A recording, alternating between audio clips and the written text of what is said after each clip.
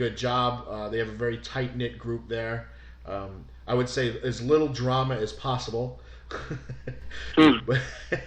So, I mean, I'm used to dealing with you as an official. You're a referee, and what exactly, besides being a referee, what do you do at Valkyrie other than refereeing? I'm one of the co-owners of Valkyrie. Okay. My partner Adam, he's more of the real life smart one, where he handles the business end of things. If we need license or insurance or stuff like that, putting together sponsors or funds or anything like that. Okay. And I'm more of the wrestling guy. I handle venues, the talent, putting together the cards, things like that. Okay, so you pretty much handle the day-to-day operations when it comes to the talent, the booking the cards, the matches, and things along that, and he handles more of the financial aspects of it. Oh yeah, he handles the business. He handles real life business. I handle wrestling business. Oh, well, wrestling's real. Wrestling's real to some of us, you know. Valkyrie Wrestling, ladies and gentlemen. Valkyrie Wrestling. Friday night, January 23rd. This coming Friday night, the 23rd, in Woodbury Heights, New Jersey, at the Woodbury Heights Community Center, 741 Helen Avenue. Doors open 7 p.m. Bell time at 8. They'll be doing the meet and greet at 6 p.m. You'll see Nikki Addams, their champion Casey Carlisle, Mistress Belmont, Diana Perazzo, and so many more superstars will be there. Now, you guys are usually based out of New York. What brings you to the state of New Jersey? Well, it was really exciting about our first show. We ran in Brooklyn, New York, and we didn't even realize until maybe we started putting things together in the winter of 2013, like around December was where things started forming together, and we started building up to our May 24th, 2014 debut, which was our first show in Brooklyn, New York. And maybe 2 or 3 months before the show, we were like, oh my God, it just occurred to me one morning.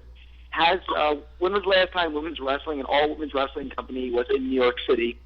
And I started going through all the archives and talking to friends who are historians and women's wrestling fans and whatnot.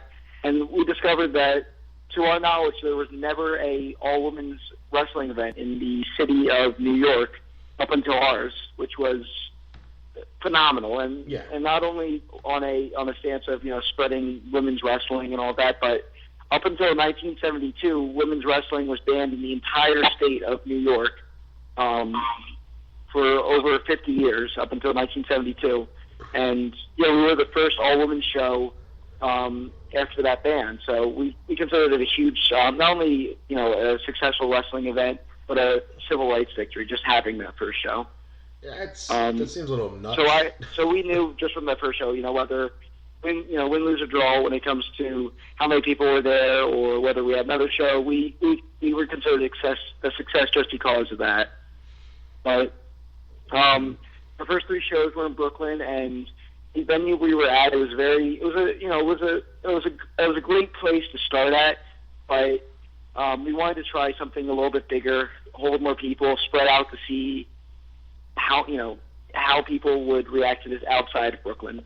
And we decided the first place we wanted to take our show up the road to was South Jersey, which is where I'm originally from. I come from Galway, which is just outside of Atlantic City. Okay. And one of my close partners and friends, Jaden, he lives right outside of Woodbury Heights, so we thought that would be a great place to take our act on the road. So what are we expecting crowd-wise at this show? I'm sorry, what was that? What are we expecting crowd size at this upcoming show?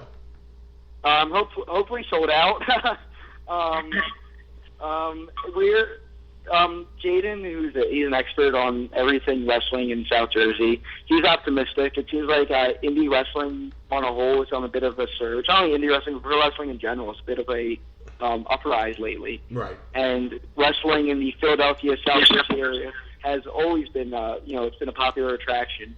So I'm hoping, the best case, I don't want to say the best case scenario and sell myself short, but we're hoping around the range of 150, 200, which I guess is pretty standard, good size for an indie these days.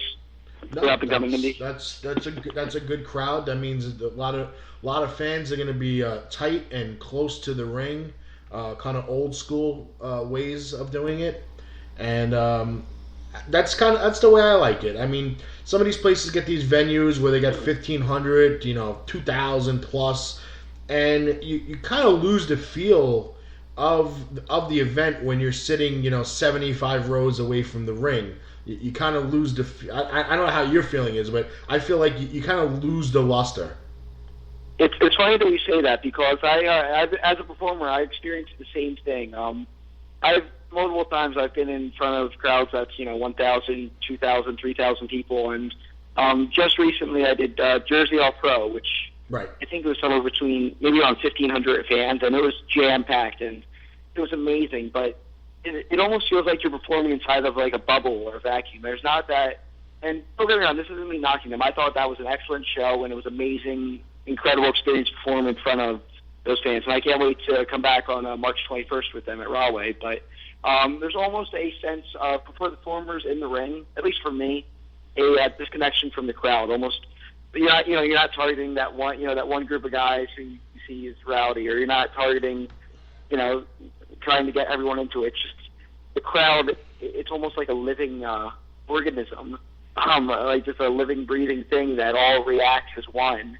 And so you're kind of doing your thing, and they do their own things. You're not catering to them or trying to get a reaction out of them. They're just watching wrestling and reacting to it. It's weird. It's not that direct connection. No, I agree with that. I always feel that the larger the crowd, more chances for distraction, where people kind of lose focus. And I've gone to live events at Izod Center and Prudential Center, and I can look around and 2/3 of the people they're looking at their cell phones, they're drifting all. There's a match going on, and then they have no idea what's going on.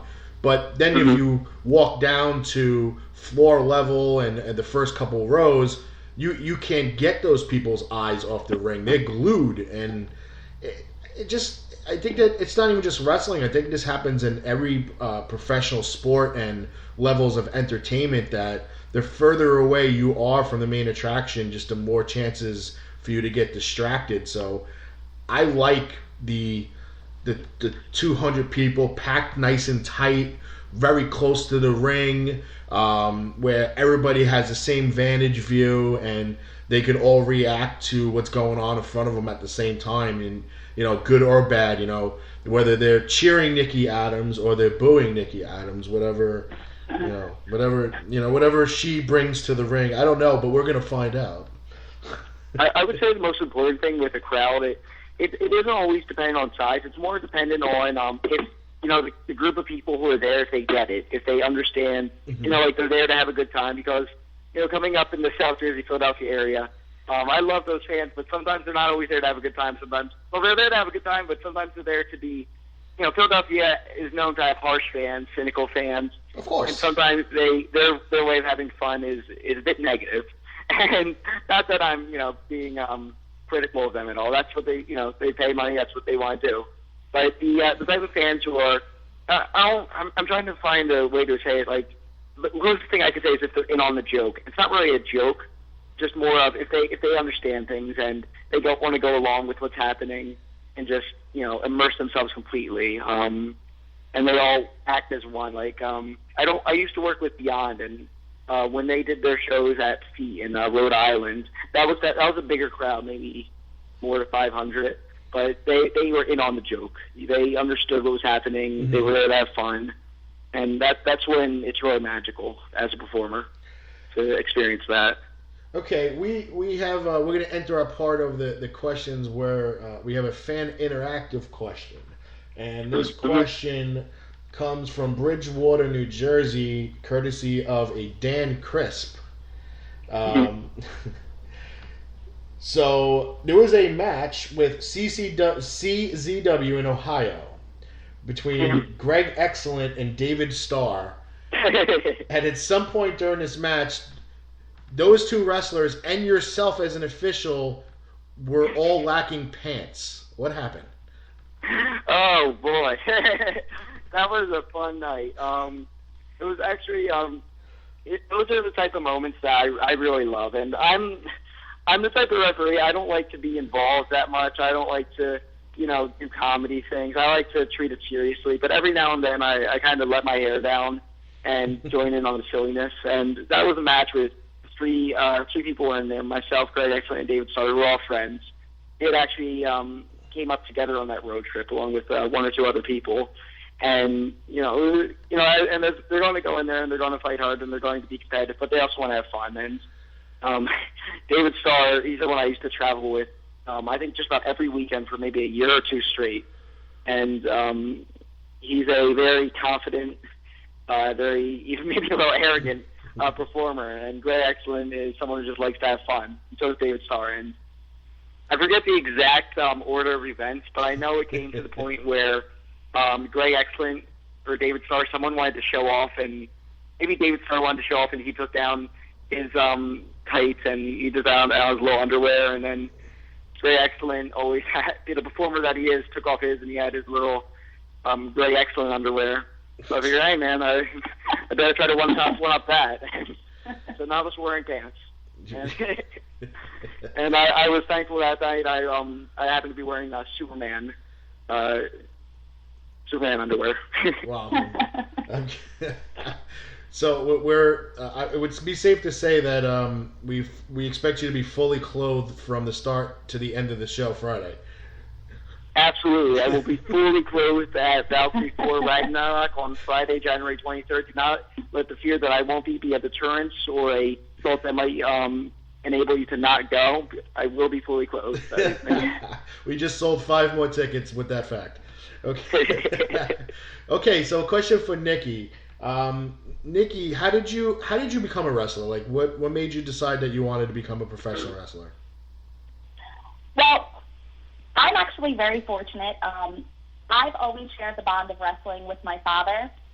So from a very, very early age, I had been watching it with him. And when it started to get a little bit more risque in the 90s, obviously my parents were like, oh, absolutely not. So I would have to keep watching wrestling. And in which I did, they didn't know. But I knew, like, in my heart that I was just so passionate about it that I had to give it a try. Like, there's things in life that you come across that you'll like, and then, the interest may fade. But wrestling never faded for me. Like, I was always interested. It's something that I was confident in myself that if I tried it, I could do it. Mm-hmm. So, but I was actually, like, I always give myself credit just because, my father doesn't understand me now. But, I was very responsible. I went to school. I was able to move out on my own, be independent, and I take care of myself, and I'm able to not have to turn to anybody for assistance to get by in life. So I did actually start training when I was about 20, but already at that point I was already done with the schooling I wanted to do and taking care of myself. Mm-hmm. So I was able to go into wrestling training and put all my energy and my effort into it to be the best I can be and never have a regret. Like, not that I would ever regret wrestling anyway, but I know, like, how strong of a person I am that I could handle both, and I could go pursue the passion I have and never look back. Okay. Now, long-term goal-wise, is your goal to get to WWE or TNA, or are you more of you're going to ride this out as long as your body allows it to, but you have other career goals? Honestly, I'm going to do the very best I can. I really put 110% into everything I do with wrestling. I always try to have the best match possible. I train as hard as possible. I'm really doing the best I can to keep up my physique and my athleticism. I'm always in the gym. Honestly, I would love an opportunity if WWE or TNA had an interest, and that was something I could do. I would definitely go in that direction. But I'm going to continue to ride it out. I'm going to do the very best I can and take every opportunity that comes my way and just continue to do the very best I really can do. And